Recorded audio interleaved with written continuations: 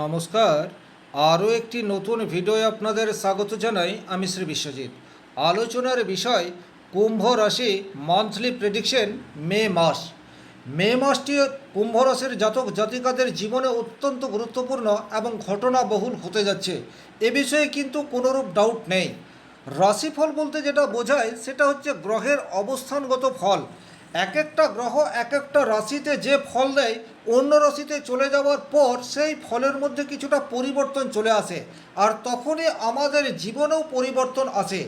যখন কোনো গ্রহ আপনার রাশি বা লগ্ন সাপেক্ষে শুভ ঘরে থাকবে বা শুভ রাশিতে যাবে, তখন সেই গ্রহের পজিটিভ রেজাল্ট পাবেন। আবার একই রকমভাবে যখন আপনার রাশি বা লগ্ন থেকে কোনো গ্রহ অশুভ ঘরে যাবে, তখন কিন্তু সেই গ্রহটি আপনার জন্য কিছুটা প্রবলেম ক্রিয়েট করার চেষ্টা করবে। এটার জন্যই আমাদের জীবনে প্রত্যেকটা দিন একই রকম যায় না। চলে আসবো মূল আলোচনায়। সবচেয়ে প্রথমেই যে গ্রহটিকে নিয়ে আলোচনা করব সেই গ্রহটি হচ্ছে রাহু। দেখুন, কুম্ভ রাশির দীর্ঘদিন ধরেই রাহু আপনাদের রাশির উপর অবস্থান করে রয়েছে। খুব ভালোভাবে যদি আপনারা একটু পিছন ফিরে তাকান, অর্থাৎ আপনি দেখেন, সেক্ষেত্রে কিন্তু 1 বছর আগের আপনার সাথে আজকের আপনার মানসিকতার বেশ কিছু পরিবর্তন চলে এসছে। যে কোনো বিষয়, যে কোনো ঘটনাকে আপনি আগে যেভাবে দেখতেন, আপনার দৃষ্টিভঙ্গির মধ্যে বেশ কিছু পরিবর্তন বর্তমান সময় রয়েছে। চারিত্রিক বৈশিষ্ট্য সেটা একটু একটু করে বদলে যাচ্ছে। অনেক সময় আপনার কাছে আপনি কিছুটা হলেও অপরিচিত হয়ে উঠবেন। আমি যে কথাগুলি বলছি, এই কথাগুলি যদি একটু চিন্তা ভাবনা করে দেখেন, তাহলে কিন্তু উপলব্ধি করতে পারবেন। তাহলে এই যে একটু একটু করে আপনার আমিত্বের পরিবর্তন হওয়া, সেটা কিন্তু আপনাদের রাশির উপরে রাহুর অবস্থান থাকার জন্য। রাহু একটি শ্যাডো প্ল্যানেট, কিন্তু অত্যন্ত পাওয়ারফুল এবং ইফেক্টিভ। আপনার চারিত্রিক বৈশিষ্ট্যের মধ্যে রয়েছে প্রচুর পরিশ্রম করব এবং কতটা রেজাল্ট পাবো সেটার দিকে খেয়াল রাখবো না। কুম্ভ রাশির জাতক জাতিকা মানেই হচ্ছে প্রচুর পরিশ্রম, এনার্জি এবং চরম লেভেলের একাগ্রতা। আপনার দায়িত্ব কর্তব্য সম্বন্ধে যথেষ্টই সচেতন, কিন্তু এই জায়গাতে বর্তমানে রাহুর প্রভাব একটু একটু করে আপনাকে আপনার লাইন থেকে সরিয়ে দেওয়ার চেষ্টা সেটি বর্তমানে করে চলেছে। জীবনে হঠাৎ করে হতাশা, আবার পরক্ষণে কোনো একটি অলিক কল্পনা করে মনের মধ্যে শান্তি, এই দোলাচলে বর্তমান সময়ে আপনারা যাচ্ছেন। একই রকমভাবে আপনাদের রাশির সপ্তমভাবে বর্তমানে কেতু অবস্থান করে রয়েছে। কেতু কিন্তু একটি শ্যাডো প্ল্যানেট, আপনারা প্রত্যেকেই জানেন। সপ্তম ভাব একটি অত্যন্ত গুরুত্বপূর্ণ। সেখান থেকে ব্যবসা এবং দাম্পত্য জীবন, আপনার লাইফ পার্টনার, এই দুটি গুরুত্বপূর্ণ বিষয়ের বিচার হয়। একটু খেয়াল করেই দেখবেন, আপনার লাইফ পার্টনার এখন আপনাকে একটু করে সন্দেহ করতে শুরু করছে। হয়তো আপনি আপনার জায়গায় ঠিকঠাকই রয়েছেন, কিন্তু তারপরেও লাইফ পার্টনার আপনাকে আগের মতো আর 100% বিশ্বাস করতে পারছে না।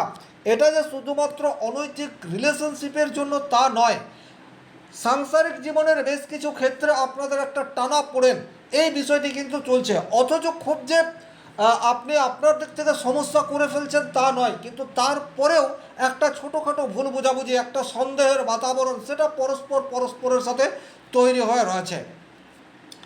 যে সমস্ত কুম্ভ রাশির জাতক জাতিকা ব্যবসার সাথে যুক্ত, তারা কিন্তু ব্যবসা ক্ষেত্রে একটা হতাশা, ডিপ্রেশন, এই বিষয়টি আপনাদের মধ্যে চলে আসছে।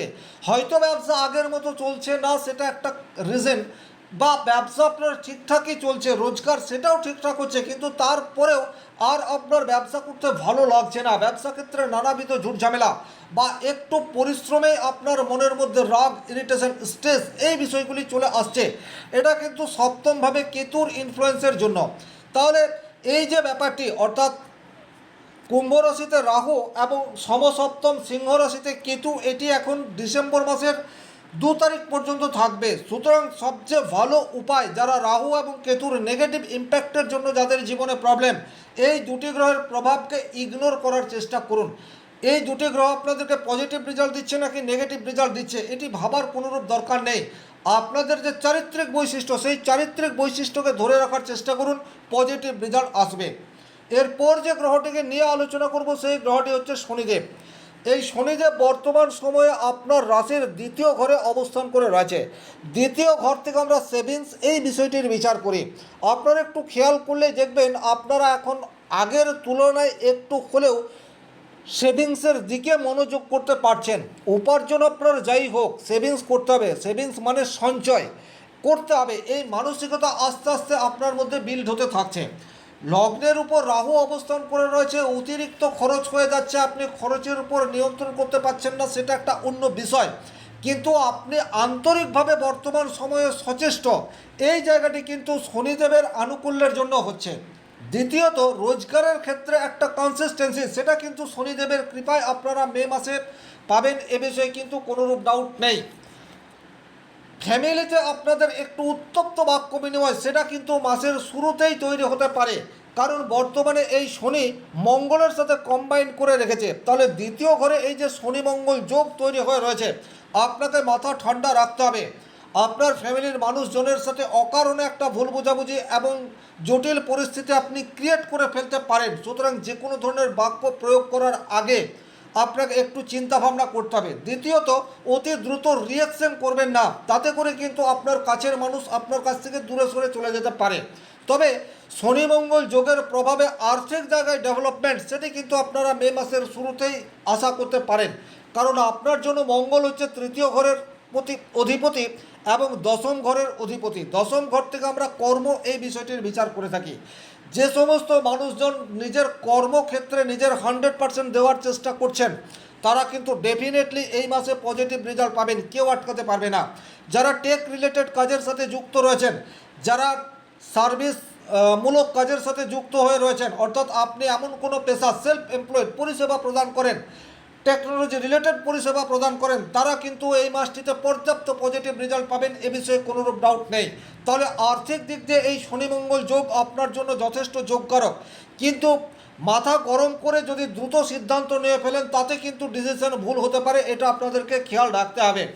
হঠাৎ করে কোনো এমন ব্যক্তির সাথে আপনার পরিচয় বা যোগাযোগ তৈরি হতে পারে, যার ফলে আপনার আর্থিক জীবনে পজিটিভ রেজাল্ট আসতে শুরু করলো, এই ধরনের ঘটনা ঘটতে পারে। এমন কোনো ব্যক্তির সান্নিধ্যে আপনি আসতে পারেন, কর্মক্ষেত্রে যাবতীয় স্ট্রেস কমিয়ে দিল, অথবা আপনি বেকার হয়ে বাড়িতে বসে রয়েছেন, কিন্তু কোনো সহৃদয় বন্ধু বা আপনার ছোট ভাই ছোট বোন, তাদের দ্বারা আপনার কর্মপ্রাপ্তের একটা সম্ভাবনা, সেটা কিন্তু মাসের শুরুতেই চলে আসতে পারে। তার কারণ হচ্ছে দশমপতি মঙ্গল আপনার দ্বিতীয় ঘরে অবস্থান করে রয়েছে, আর এই মঙ্গল তৃতীয় ঘরের অধিপতি, যেখান থেকে আমরা কমিউনিকেশন, এই বিষয়টির বিচার করি। বাইক চালানোর ক্ষেত্রে কিছুটা সাবধানতা অবলম্বন করে চলবেন মে মাসের 12 তারিখের পর থেকে, কারণ মঙ্গল তখন আপনার রাশির তৃতীয় ঘরে অবস্থান করবে।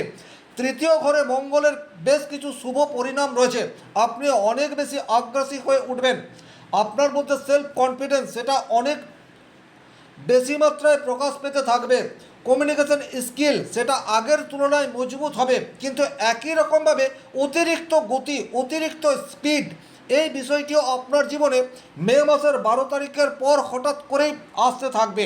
সুতরাং বাইক চালানোর ক্ষেত্রে একটু সাবধানতা অবলম্বন করে চলবেন, কারণ এই মঙ্গল মেষ রাশিতে অত্যন্ত পাওয়ারফুল, এ বিষয়ে কিন্তু কোনোরূপ ডাউট নেই। আপনার অফিসের সহকর্মীদের সাথে সুসম্পর্ক ধরে রাখার চেষ্টা, সেটি কিন্তু মে মাসের 12 তারিখের পর থেকে করতে হবে। তাদের সাথে অকারণে একটা অস্বস্তিকর পরিস্থিতি আপনি ক্রিয়েট করে ফেলতে পারেন, কমিউনিকেশনের জায়গায় অতিরিক্ত তাড়াহুড়ো করে সিদ্ধান্ত, সেটাও আপনি নিয়ে ফেলতে পারেন। এই জায়গাগুলিকে যদি আপনি অ্যাভয়েড করেন, সেক্ষেত্রে কিন্তু মে মাসের 12 তারিখের মধ্যে ফাইন্যান্সিয়াল ক্ষেত্রে আপনার পজিটিভ রেজাল্ট, সেটা মঙ্গলের প্রভাবে আসতে চলেছে। আর 12 তারিখের পর থেকে আপনার আত্মবিশ্বাস সেটা ইনক্রিজ হতে যাচ্ছে। ওভারঅল যদি বলা যায়, ব্যক্তিগতভাবে আপনার জন্মকুণ্ডলিতে মঙ্গল যদি শুভভাবে রয়েছে, মে মাসে এই মঙ্গলের শুভ প্রভাব সেটি আপনারা পাবেন। শনি মহারাজের শুভ প্রভাব সেটিও কিন্তু মে মাসটিতে আপনারা পাবেন, এ বিষয়ে কোনোরূপ ডাউট নেই। এরপর যে গ্রহটিকে নিয়ে আলোচনা করব, সেই গ্রহটি হচ্ছে শুক্র। দেখুন, কুম্ভ রাশির জন্য শুক্র রাজযোগকারী গ্রহ, সে 14 তারিখ পর্যন্ত আপনার রাশির চতুর্থভাবে অবস্থান করে রয়েছে। চতুর্থ ভাব মানে হচ্ছে আপনার ঘর, আপনার মা, আপনার পিসফুল জায়গা। তাহলে মে মাসের 14 তারিখ পর্যন্ত কিন্তু আপনার বাড়ির পরিবেশ আপনার পক্ষে থাকছে, এটা একটা ভালো দিক। মায়ের সাপোর্ট এটা আপনারা পর্যাপ্ত মাত্রায় পাবেন। যে কোনো শুভ কাজে বের হওয়ার পূর্বে মায়ের আশীর্বাদ নিয়ে যদি আপনারা বেরোতে পারেন, সেক্ষেত্রে সাকসেস রেট অনেকটা বৃদ্ধি পাবে, এ বিষয়ে কোনোরূপ ডাউট নেই। আর এই শুক্র 14 তারিখের পর থেকে আপনার রাশির পঞ্চমে চলে যাচ্ছে এবং বৃহস্পতির সাথে কম্বাইন তৈরি করবে। সুতরাং যে সমস্ত কুম্ভ রাশি কুম্ভ লগ্নের জাতক জাতিকাদের দাম্পত্য জীবনে প্রচুর সমস্যা রয়েছে, তারা কিন্তু এই সমস্যার একটা স্থায়ী সমাধানের রাস্তা সেটি মে মাসের 14 তারিখের পর বের করতে পারবেন। কারণ অলরেডি দেবগুরু বৃহস্পতি আপনার রাশির পঞ্চম ভাবে রয়েছে। বৃহস্পতি জ্ঞানের কারক গ্রহ এবং পঞ্চম ভাব মানে হচ্ছে আপনার চেতনা, আপনার বুদ্ধির বিকাশ বা বুদ্ধির প্রয়োগ। তাহলে সপ্তমের একাদশ ভাব হচ্ছে আপনার রাশির পঞ্চম ভাব, সেখানে বৃহস্পতি রয়েছে এবং 14 তারিখের পর শুক্র সেও চলে যাবে। তাহলে দাম্পত্য জীবনের অস্বস্তিকর পরিবেশ থেকে আপনারা মুক্ত হতে পারেন মে মাসের 14 তারিখের পর। আরও একটা বিষয় আপনাদেরকে পজিটিভ রেজাল্ট দেবে, সেটা হচ্ছে আর্থিক দিক হঠাৎ করেই কিছুটা ফ্লো এটা আপনারা পেতে পারেন।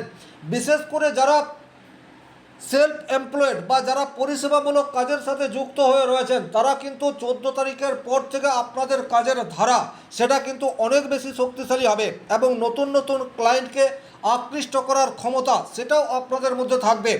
আপনার মধ্যে যে মেধা শক্তি রয়েছে, বুদ্ধিমত্তা রয়েছে, ইন্টেলিজেন্সি রয়েছে, তার যথাযথ প্রয়োগ সেটা কিন্তু আপনারা 14 তারিখের পর করতে পারবেন। আপনি চাকরি করুন অথবা ব্যবসা করুন, আপনার নিজস্বতা, আপনার ক্রিয়েটিভিটি সেটা কিন্তু 14 তারিখের পর 100% প্রকাশ পাবে। তাহলে 14 তারিখের পরে শুভ পরিণাম সেটি কিন্তু দেবগুরু বৃহস্পতি এবং শুক্রের মিলিত কম্বিনেশনের ফলে তৈরি হতে যাচ্ছে। প্রেমের ক্ষেত্রেও কিন্তু ছোটোখাটো ভুল বোঝাবুঝি থাকলে সেই জায়গায় পজিটিভ রেজাল্ট আসবে। যারা ইনভেস্ট করতে চাইছেন তারা মাসের শুরুতেই ইনভেস্ট করবেন না, বরং আপনাদের রাশির পঞ্চমভাবে শনি শুক্র যোগ তৈরি হলে কোন ক্ষেত্রে ইনভেস্ট করলে অধিক উপার্জন হতে পারে এই বিষয়ে আপনি সঠিক সিদ্ধান্ত গ্রহণ করতে পারবেন। প্রেমের ক্ষেত্রে মধুরতা, সন্তানের কোনো বিশেষ সাফল্য সেটার জন্য গর্ব অনুভব করার একটা সুযোগ সেটাও কিন্তু আপনাদের জীবনে 14 মের পর আসতে পারে। যারা সন্তান নেওয়ার জন্য প্রিপারেশন নিয়ে রেখেছেন তারা কিন্তু 14 তারিখের পর পুনরায় চেষ্টা করতে পারেন, তাতে করে কিন্তু পজিটিভ রেজাল্ট পাওয়ার জায়গা সেটা যথেষ্ট মাত্রায় দেখতে পাওয়া যায়। বিশেষ করে আপনি যদি পুরুষ হয়ে থাকেন এবং আপনার কোনো শারীরিক দুর্বলতার জন্য এখনও সন্তানের বাবা হতে পারেননি, কোনো একটি মেডিকেল ইস্যু রয়েছে, তারা কিন্তু 14 তারিখের পর পুনরায় ট্রাই করতে পারেন, তাতে করে পজিটিভ রেজাল্ট পাওয়ার জায়গা সেটা তৈরি হতে পারে। এরপর যে গ্রহটিকে নিয়ে আলোচনা করব সেই গ্রহটি হচ্ছে বুধ। কুম্ভ রাশি সাপেক্ষে বুধ সে কিন্তু অষ্টম ভাব এবং পঞ্চম ভাবের অধিপতি। আর এই বুধ মাসের 15 তারিখ পর্যন্ত আপনার রাশির তৃতীয় ঘরে রয়েছে এবং রবির সাথে কম্বাইন তৈরি করে রেখেছে। রবি আপনাদের জন্য খুব একটা যোগকারক এটা বলা যায় না, কিন্তু আপনার স্ত্রী বা স্বামী এবং আপনার ব্যবসা এই দুটির কারক গ্রহ রবি, এ কথা কিন্তু অস্বীকার করার জায়গা নেই। তাহলে সে বুধের সাথে সংযোগ তৈরি করে তৃতীয়ভাবে অবস্থান করে রয়েছে। ব্যবসা ক্ষেত্রে নতুন নতুন সুযোগ সেটা আসতে পারে। আপনি একটা সিটিতে বিজনেস করছেন, অন্য সিটিতে আপনি ব্রাঞ্চ বা শাখা খুলতে চান, সেটার জন্য মাসের শুরুতেই আপনারা ট্রাই করতে পারেন। যারা ব্যবসা ওপেন করবেন বলে স্থির করে রেখেছেন তারা কিন্তু 15 তারিখের মধ্যেই স্টার্ট করতে পারেন, কারণ মাসের 15 তারিখ পর্যন্ত আপনাদের রাশির তৃতীয় ঘরে রবি বুধ, যেখান থেকে কিন্তু ব্যবসার গোড়াপত্তন বা স্টার্টিং পিরিয়ড এই বিষয়টির বিচার করা হয়। তাহলে এই কম্বিনেশন অত্যন্ত পাওয়ারফুল অবস্থাতে রয়েছে, কারণ মেষ রাশিতে রবি সে উচ্চস্থ হয়। আপনার লাইফ পার্টনার যদি কিছু করতে চায়, যদি কিছু তার মানেই হচ্ছে যদি বিজনেস করতে চায় সেটাও করতে পারে, সেটাও মাসের শুরুতে স্টার্ট করা আপনার লাইফ পার্টনারের জন্য যথেষ্ট ফ্রুটফুল প্রমাণিত হতেই পারে। ওভারঅল এই ছিল এই ভিডিওটির মূল আলোচ্য বিষয়। ভিডিওটি ভালো লাগলে লাইক করবেন, কোথাও কোনো প্রশ্ন বা সংশয় থাকলে কমেন্ট বক্সে লিখে জানাবেন, আর চ্যানেলে নতুন হয়ে থাকলে সাবস্ক্রাইব করে পাশে থাকা অল নোটিফিকেশন বেল আইকনটি প্রেস করে দিন। ব্যক্তিগতভাবে নিজের জন্মকুণ্ডলী বিচার করতে চাইলে স্ক্রিনে দেওয়া নাম্বারটি সংগ্রহ করে যোগাযোগ করতে পারেন। ভালো থাকুন, সুস্থ থাকুন, ধন্যবাদ।